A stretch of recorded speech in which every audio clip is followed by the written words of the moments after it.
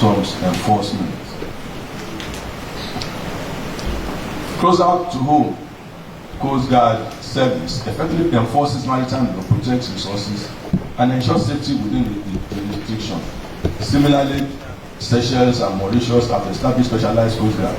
This example underscores the need for Nigeria to develop a capable Coast Guard to safeguard its maritime interests and enhance regional security. Aside from all this, the Coast Guard will also boost tourism. When the waters will be safe, there will be enhanced tourism. So far, even marine transport will be enhanced. The chairman, Senate Committee on Marine Transport, and Agiabuka Abba Ibrahim, the chairman, also of a committee on maritime transport offshore, here present. Let me use His Excellency, the Honorable Minister of Marine and Blue Economy. It is with great honor and proper sense of responsibility that I stand before you today at this significant public hearing on the Nigerian Coast Guard Establishment in 2024. I wish to commend the chairman of the Committee on Marine Transport, Senator Eshinokun Sani Wasiu, for his unwavering dedication and leadership in steering this crucial initiative forward. His tireless effort in advocating for the establishment of the Coast Guard reflects his commitment to the safety and security of our maritime domain. Today, we gather not just to discuss a bill, but to envision a future where our waters are safe, our maritime resources are well protected, and our national interests are well secured. Our seas cannot be underemphasized. So all the security that is needed to guard the seas is absolutely essential. So mine is a very short one. I think it's been a long day for everybody. So I'd like to thank you all. The Federal Ministry of Marine and Blue Economy is therefore pleased to applaud the initiators of this bill and the entire National Assembly, particularly the esteemed Senate, for this noble move and its dedication to Nigerian blue economy.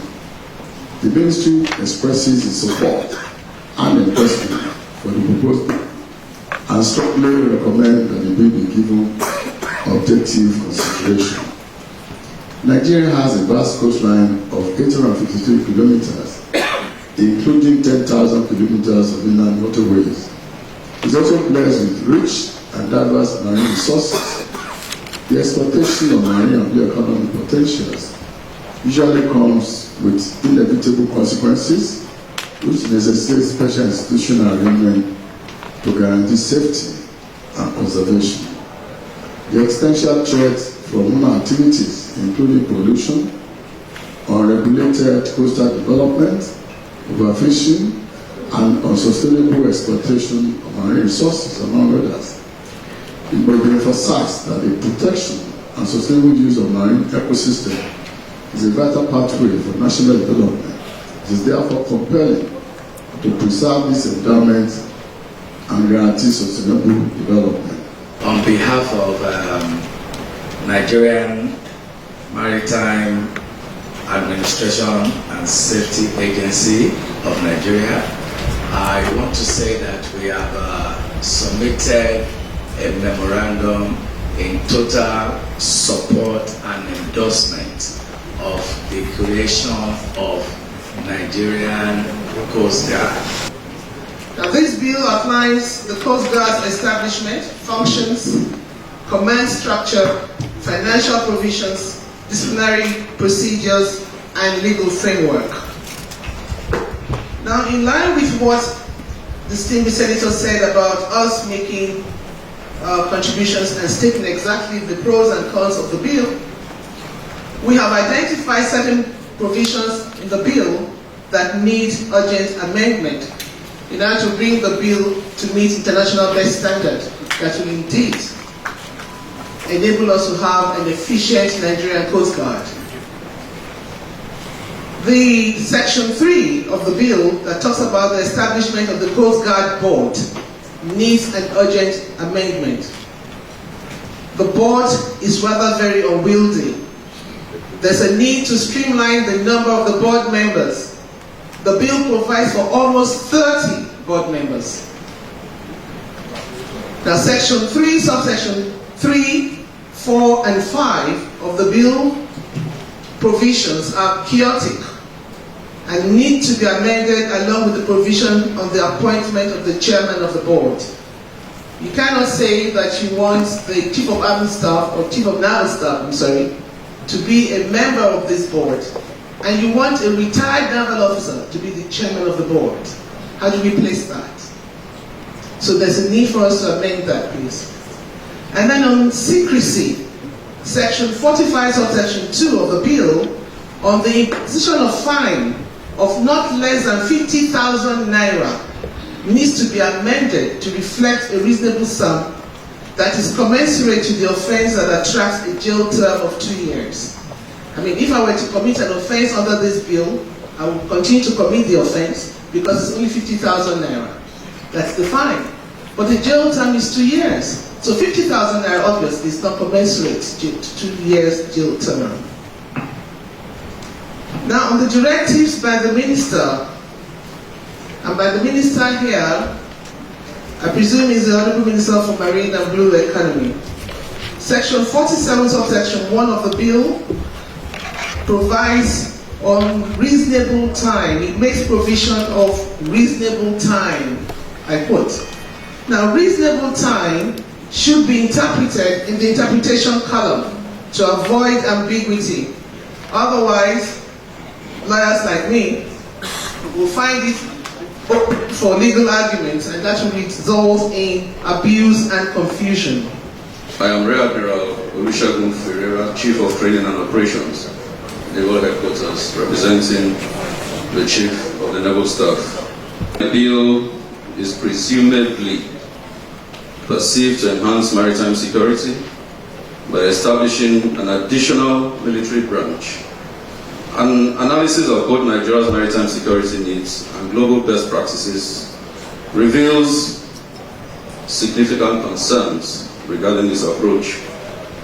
My submission will therefore outline a range of counter-arguments against the establishment of the Nigerian Coast Guard. And to do this, I'll first discuss global models of consolidated maritime security frameworks and also identify some key observations identified in the Coast Guard Bill. And for want of time, I'll very briefly present an analysis of some contending factors.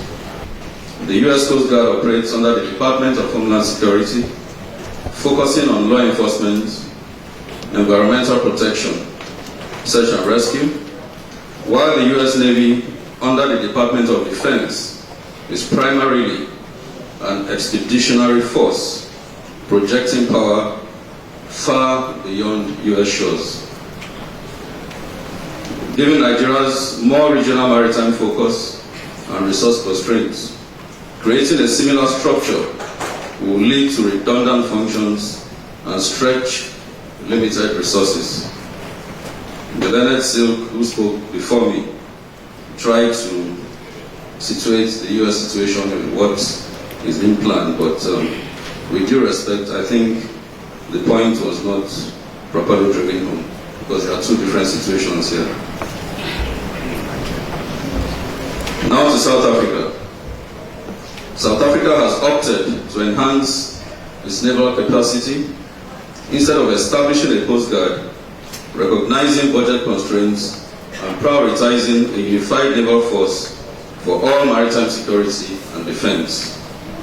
The South African Navy performs both military roles and law enforcement functions, supported by government agencies in non-military tasks like environmental protection and the likes.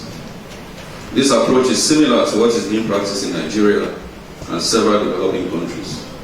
It minimizes redundancy and ensures that the country's limited resources are allocated efficiently. Finally, let us come back home to Africa.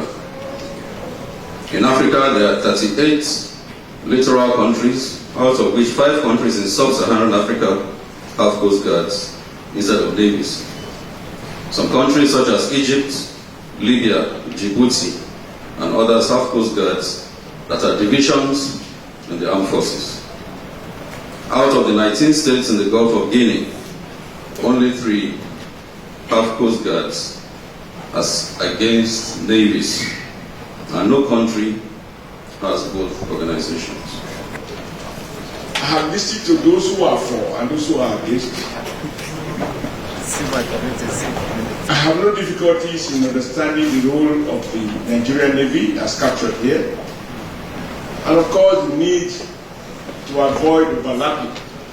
In being loyal to the Nigerian nation, we must recognize that the money we appropriate is from the Nigerian people, and therefore we must appropriate it in a manner that will ensure that the Nigerian people get value for money.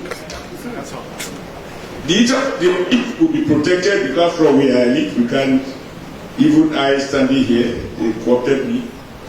But we must ensure that given resource gap and the fact that we are living on borrowed funds, even this year budget, we are borrowing $2.2 billion, whether for this year or next year, US dollars, to meet basic needs of our people.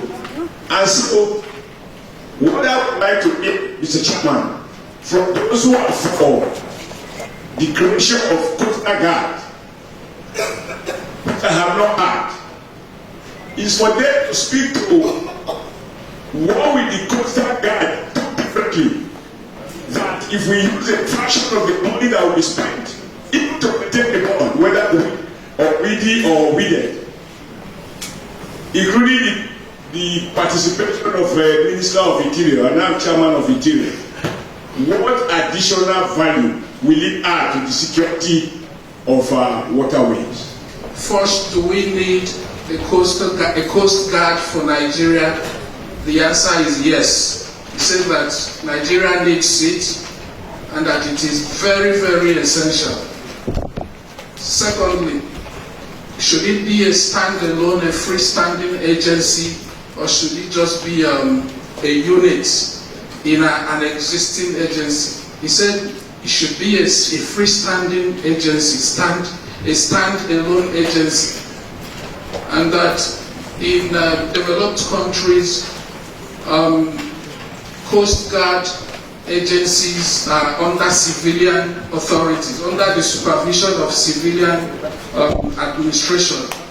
So he is recommending that in this case, the proposed Coast Guard should be under the supervision of the Ministry of Marine and New Economy.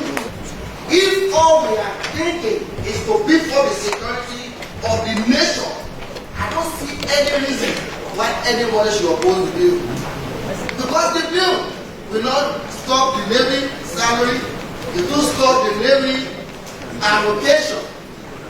The bill will not even put burden on the federal government because we are getting more backing from the foreign agencies.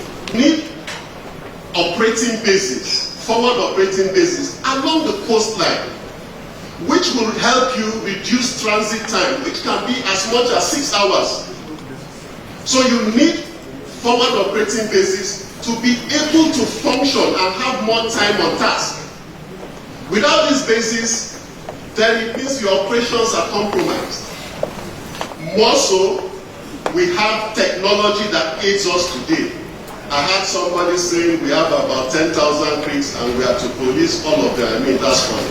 But we have technology. The Falcon Eye reaches out 35 nautical miles out to sea visually, and over the horizon 200 nautical miles out to sea. So by technology, you can sit down in Abuja and the repeater stations along the coast and see exactly what's out there at sea. How do we begin to replicate this infrastructure across the length and breadth of our country? We must begin to align ourselves with the Orasanya report and try to limit the number of agencies that duplicate the functions that are already in existence. How about air support? It beats me. Please, Nigerians, just don't worry about job creation. If we want job creation, we'll make our refineries work. And a lot of people will be employed. They'll be forwarded. Maritime students and youth of Nigeria. So I want to thank the distinguished members of the Senate and representatives and also the executive for this together. There is a parable that we say in our place that if you have a security guard and you want to employ another one, and that's your security guard that you employed is fighting you, then there is a problem. So I don't think that when the government, through the Senate and the House of Reps, come together in all their wisdom, the executive, from the maritime and blue economy to the Shippers Council to the all the states and some government in the maritime sector, come together and say, let's have this done. And then there are arguments and there are counter arguments and then there are issues. You know that something is fishy.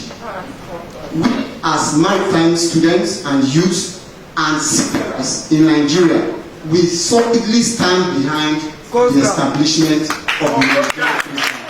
Today, as we speak, there is high level of kidnapping and piracy in our creeks, in the fishing line, in the fish line area of Nigeria Delta. There will be great difference between the Nigerian Navy and the Coast Guard. The Coast Guard will deal with the coastal area, the creek area, and the fishing area of the natives. Why the Nigerian Navy will deal with the high sea to maintain the territorial integrity of Nigeria. So the questions are different, really different. We people who live at the coastal area purely support the establishment of the coastal guard. They are all well appreciated, either for or against. Let me reiterate what a senior colleague just said. The process in the National Assembly or the Senate, we have by camera two houses, the Senate, the House of Reps. All bills go through the briefings. The first is just mentioning, the second is where the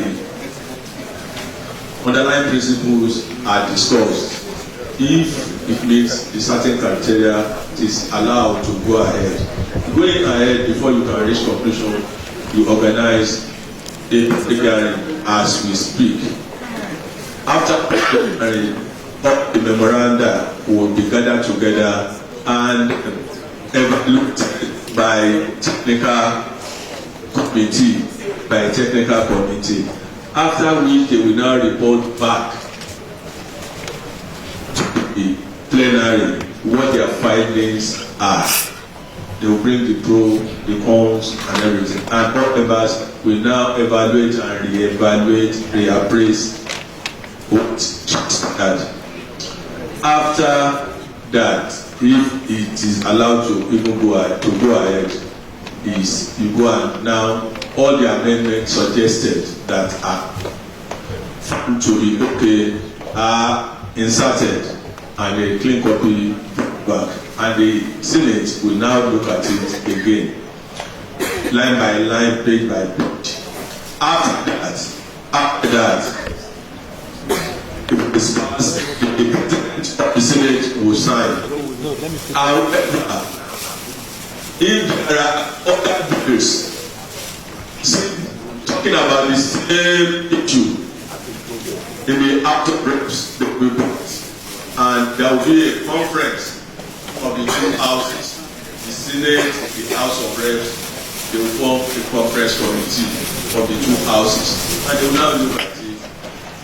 And if they do the quantities, do the eyes and what have you, and when they agree, the two presiding officers and the clerks of the two houses will append their signature.